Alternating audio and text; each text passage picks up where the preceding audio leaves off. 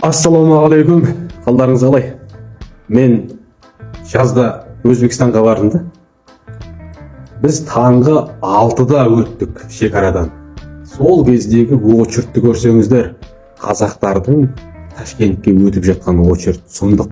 Ар жақтан шығып жатқан адамның, бер жақтан Ташкентке кіріп жатқанның есебі жоқ та. Айналайындар, бұл қалай дедім, миллиондаған адам күніге барып жатыр Ташкентке, Өзбекстанға қыдырып. Енді өзбектер мен қазақстанды алып қарайтын болсақ, енді Өзбекстан бізден көш ілгері дамып кеткен да. Бұл қалай? Неге біздің қазақтар сол жаққа ағылып жатыр? Неге өзбектер бізге келмейді қыдыруға? Бізден өзбектің қай жері артық дейін десең, артық жері өте көп ағайын. Біз қап кеткенбіз. Бізден бұлар озып кеткен, шыны керек те, озып кеткен әлде қайда. Халық саны білесіздер ме? Бізбен бірге егемендік алған оларда. Халық саны бізден әлде қайда көп. Біздікі аз. Неге? Қалай? Деген сұрақтар туындай ма сіздерге? Мен осының жауабы бір-ақ ауыз сөзде деп ойлап тұрмын.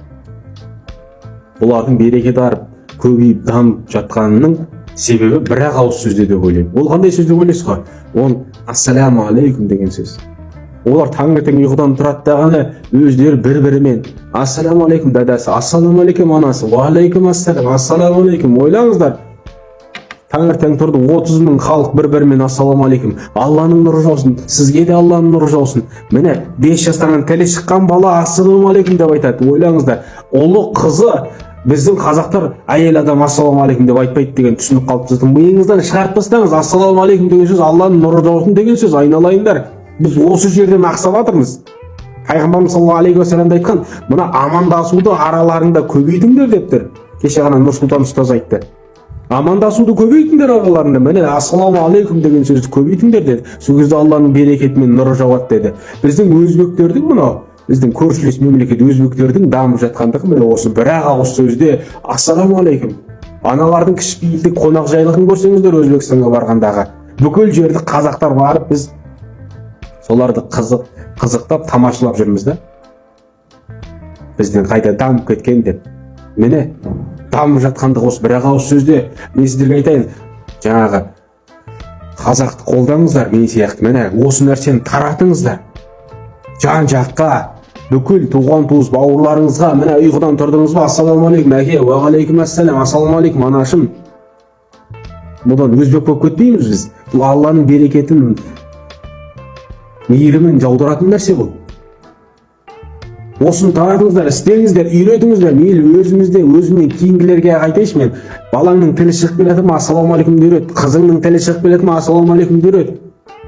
Міне береке. Үйге кіріп кеткен не дейді молдалар? Үйге кіріп келатқан кезде ассаламу алейкум деп кір дейді. Үйіне береке кіреді дейді. Міне мәселе қайда жатыр? Өзбектер біздің осы нәрсемен бір-ақ ауыз сөзбенен бізден көш ілгері болып дамып жатқандығы да, халық санының көбейіп берекесі артып жатқандығы да осы бір-ақ ауыз сөзде менің түсінігімде.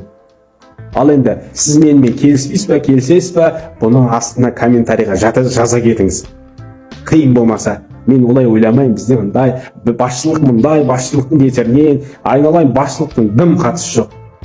Бүкіл халық қанша? 20 миллион халықпыз ба? 20 миллион халық азанда тұрып таңертең ассаламу алейкум, ассаламу алейкум деп 20 миллион жерден біз ассаламу алейкум деп Алланың нұрын, берекетін тілеп жататын болсақ, айналайын, біздің басшыларымызға тауфиқ келеді, иман келеді оларға да, түсініп отырсыздар ма?